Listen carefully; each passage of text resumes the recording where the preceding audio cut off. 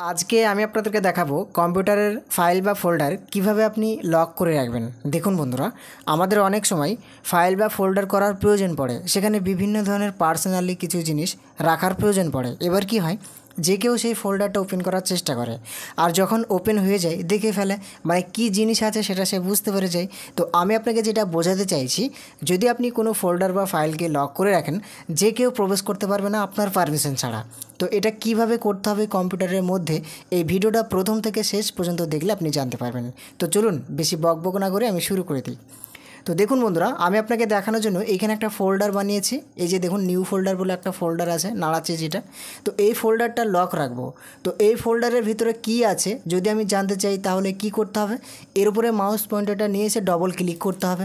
Double click করলে কি হবে, ফোল্ডারের ভিতরে কি আছে সেটা দেখাবে, তাই না? তো দেখুন, ডবল ক্লিক করলাম আর দেখাচ্ছে কি কি আছে, মানে দুটো ডকুমেন্ট আছে, সেটা ভালোভাবে আপনারা দেখতে পাচ্ছেন। তো আমি এটা ক্লোজিং করে দিলাম। তো এবার আমি আপনাকে দেখাই কিভাবে লক করতে হবে।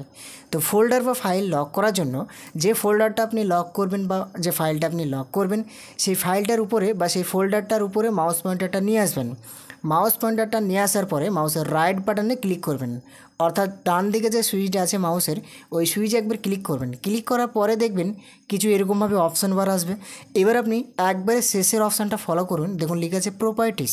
তো আপনি কি করবেন, এই প্রপার্টিস লেখাটার উপরে একবার ক্লিক করবেন। এখানে ক্লিক করার পরে দেখবেন আবারও একটা বক্স চলে আসবে আপনার সামনে।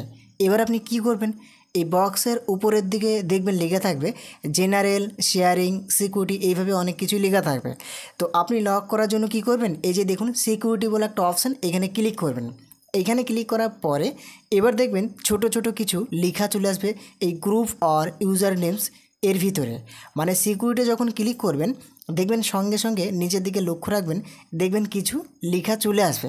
তো আপনি এই তিনটে লেখা চলে আসবে নিচেরকার অপশানটার উপরে বা নিচেকার লেখাটার উপরে একবার ক্লিক করবেন। এইখানে ক্লিক করার পরে কি করবেন, এই যে দেখুন লেখা আছে এডিট লেখাটায় একবার ক্লিক করবেন।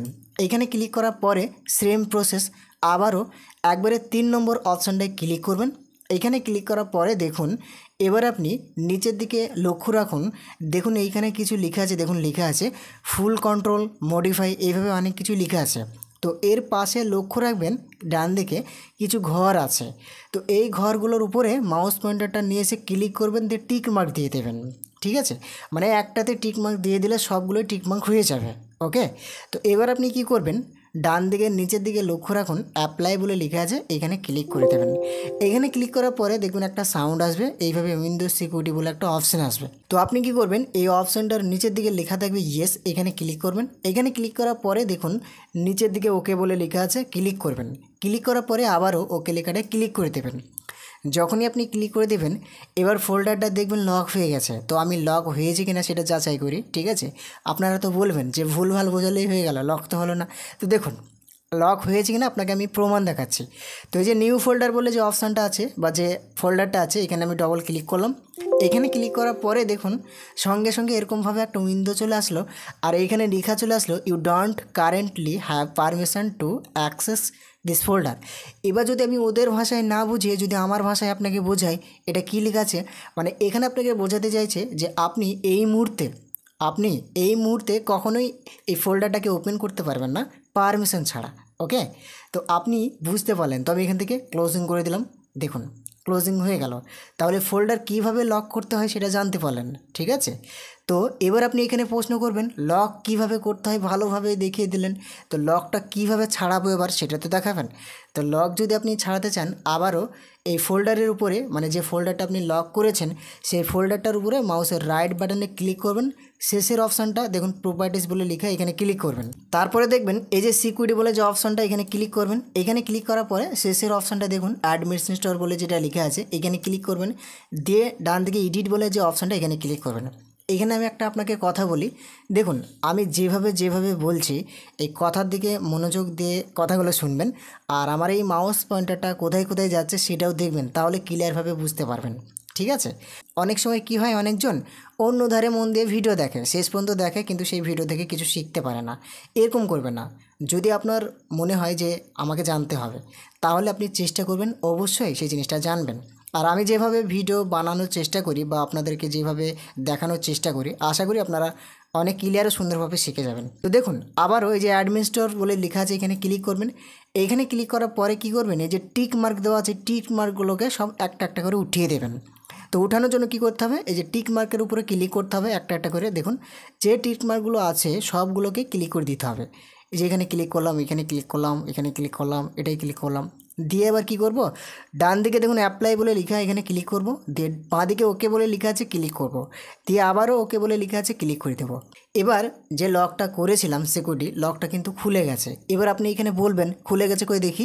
তো দেখুন নিউ ফোল্ডার বলে যে অপশানটা বা যে ফোল্ডারটা ডবল ক্লিক করলাম, দেখুন অটোমেটিকভাবে আবারও খুলে গেছে। তাহলে আশা করি বুঝতে পেরেছেন। এরপরে আমি আর একবার শর্টকাটের মাধ্যমে আপনাকে বুঝিয়ে দিই, আপনি দেখুন আর একবার দেখুন, ঠিক আছে, যাতে আপনি ক্লিয়ারভাবে বুঝে যান। লক করার জন্য কি করতে হবে, নিউ ফোল্ডারের উপরে মাউসের রাইট বাটনে ক্লিক করে প্রপার্টিস লেখাটায় ক্লিক করবেন, শেষের অপশান। এখানে ক্লিক করার পরে যে সিকিউরিটি অপশান এখানে ক্লিক করবেন। এখানে ক্লিক করার পরে একবারে অ্যাডমিনিস্ট্রেটর বলে যেটা লেখা আছে এখানে ক্লিক করবেন, এই এডিট লেখাটায় ক্লিক করে দেবেন। এখানে ক্লিক করার পরে শেষের অপশানটা দেখুন আবারও অ্যাডমিনিস্ট্রেটর বলে লেখা আছে এখানে ক্লিক করবেন।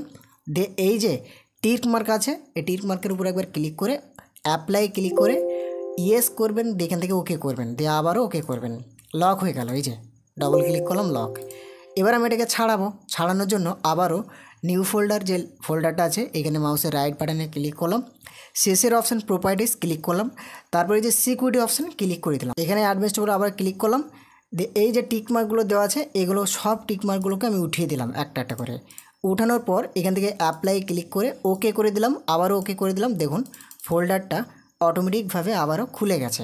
তাহলে আপনি বুঝতে পারলেন ক্লিয়ারভাবে, শুধুমাত্র এই ভিডিওটাই জানতে পারলেন যে একটা কম্পিউটারের ফোল্ডার বা ফাইল কিভাবে লক করতে হয়। অনেক সময় আমাদের এটা কিন্তু প্রয়োজন পড়বে বা পড়তেই পারে বা প্রয়োজন পড়ে, ঠিক আছে। তো আশা করি ভিডিওটা দেখে আপনি অনেক কিছুই শিখতে পেরেছেন, কিভাবে লক করতে হয়, কিভাবে লক ছাড়াতে হয়। ভিডিওটা দেখে যদি আপনার ভালো লাগে একটু অবশ্যই একটা লাইক করে জানাবেন। আর আমার এই চ্যানেলে যদি আপনি নতুন হয়ে থাকেন তাহলে চ্যানেলটিকে সাবস্ক্রাইব করে দিবেন এরকম ধরনের নতুন নতুন ভিডিও আবারও পাওয়ার জন্য।